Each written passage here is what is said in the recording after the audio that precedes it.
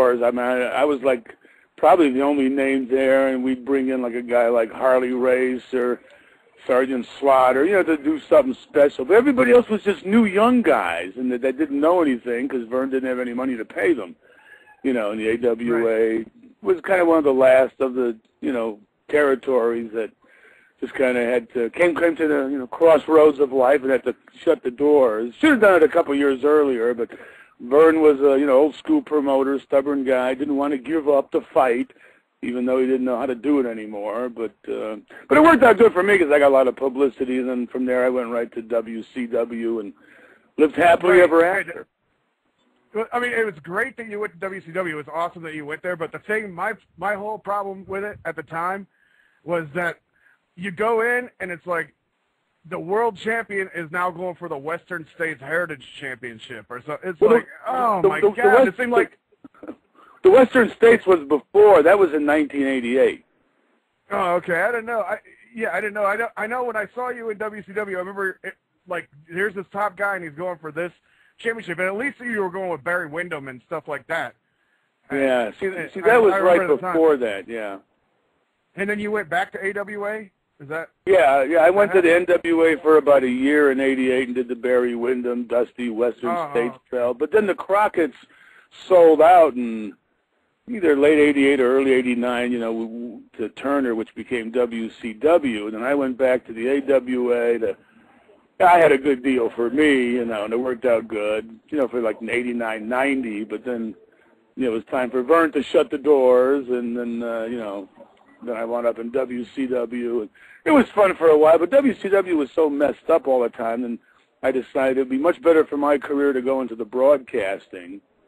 So like 91 or so, I started doing all the broadcasting, and that worked out good. God, broadcast for like 9 years, and had a great time, and didn't get hurt. So I feel like a kid. Yeah, that is. I want to let Violence Jack get in here on this because I don't want to take up all. Violence Jack. Ask your hero some questions, please.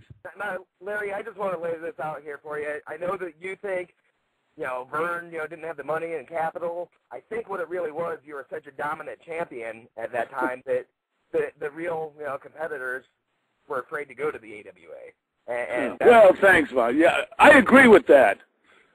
Yeah, I mean, once you were on top, it's one thing if Nick Bockwinkel's on top and Burns, people think they have a chance against those guys.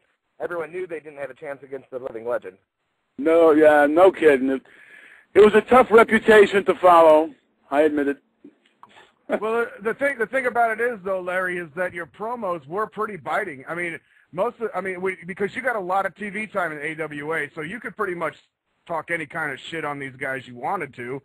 And they weren't really, I don't know if they just didn't have the talent to or whatever, but, you could pretty much tear any of those people down verbally, which I think was probably one of your strongest assets, Yeah, I tell you what, it's funny because I've been watching the ESPN Classics the last couple of years. They've been playing the hell out of them.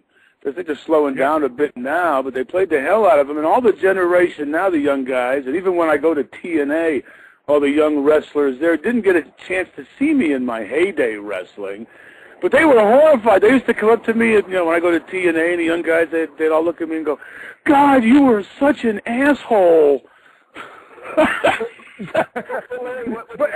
Because if you could teach some of those young guys how to be the asshole, then they might, have a stronger rating. Well, they would do better. It's kind of a lost art. And, TV's a little different now, but it was funny, though. The guys, they were horrified at what an asshole I was. I said, well, business needs a good asshole nowadays. Jesus. What the biggest asshole move, and this used to piss me off, even though I was the biggest Larry fan, because I was a heel fan, of course, but the biggest asshole move that even pissed me off was all the stalling. Where did you come up with that? Did you know somebody that did that, and you go, I could probably do that even better than him, or did you just come up with it? Well, you know what? It wasn't. I didn't consider it at the time stalling. I didn't even think of that. It was just the way the business was going, and everybody that didn't know what they were doing would just run in and start flopping around, and the people would sit there. So I just manipulated it different, and I pissed people off by not doing too much. But then when I did something, the place went nuts. I mean, it meant something. I just made things mean something. And it was kind of a lost art already, and then all of a sudden the cheat sheet guys like Meltzer named it stalling, but I never even thought of, it wasn't even, it had nothing to do with stalling. It had to do with getting the crowd excited because no one else knew what the hell they were doing. Yeah, I mean, yeah. Well, I wouldn't even know what else to call it. I don't know what other people call it, but I just remember you'd be outside of the ring and you'd just be jacking your mouth and running out your mouth, and it was so funny because you didn't even know what you were saying, but it just looked funny. It looked hilarious. And then, yeah, because even though I wasn't like wrestling, I was out of the ring, yelling at the table, pointing to a fan, jumping back on the ring, I was always doing something. Yeah, that's something a lot of guys don't do now. Like I always look at Trevor Murdoch, or he went down to, what was he in TNA, Jumbo Holiday or something like that. Somebody, I can't keep track of him. Yeah, but I always was like, man, why doesn't that dude? He's named after Dick Murdoch. Why doesn't he watch the videotapes of him and just do what he did? Because that would be perfectly hilarious. I mean, he would just be the king of all. But he wrestled just the normal style that everybody else is wrestling now. But you got to have somebody different to stand out. Randy Savage used to come in and just flip out all over the place. He would just non-stop movement. Even if he wasn't doing anything, at least he was moving around and it was doing something. And Larry Zbyszko stands outside the ring, doesn't get in there with the guy. Even when you were in there with the jobbers, you weren't doing anything with the guy. You were pissing them off too. You were pissing the fans off, and it's just a jobber match, for fuck's sake. I mean, what is there something that tells these guys you can't do that? Is there like production behind the scenes saying, like, don't do that? Well, the mentality changed, and it's like the mentality, if you watch the shows, they just want guys to go out there and flop around, and half the guys run in the ring and start flopping around before during their introduction. It's kind of a lost art, guys, about getting the character over and getting people's emotions. I mean, even when I watched the ESPN Classics and forgot some of that shit, I'd watch my match and I'd say, "God damn it, Larry, do something!" I was pissing myself off. Violence Jack, you go. I don't want to take all of Larry's time from you, Violence Jack. So what do you think about the current TNA champ, your ex-protege, AJ Styles? Do you think he's going to do well with the tutelage of Ric Flair, or you think he's making a mistake?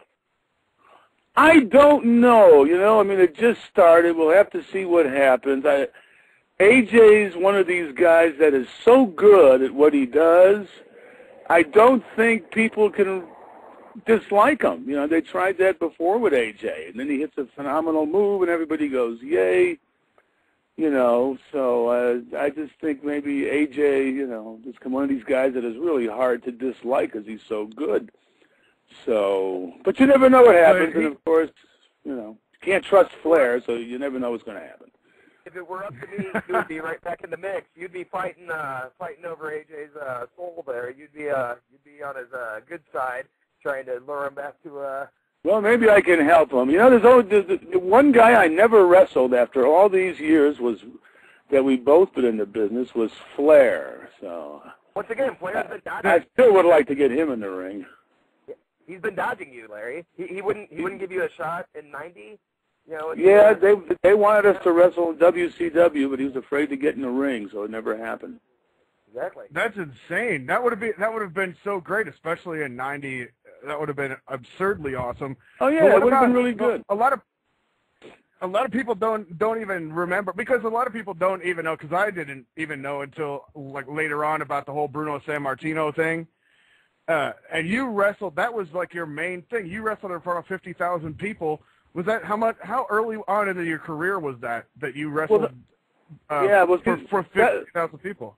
Yeah, that was in 1980.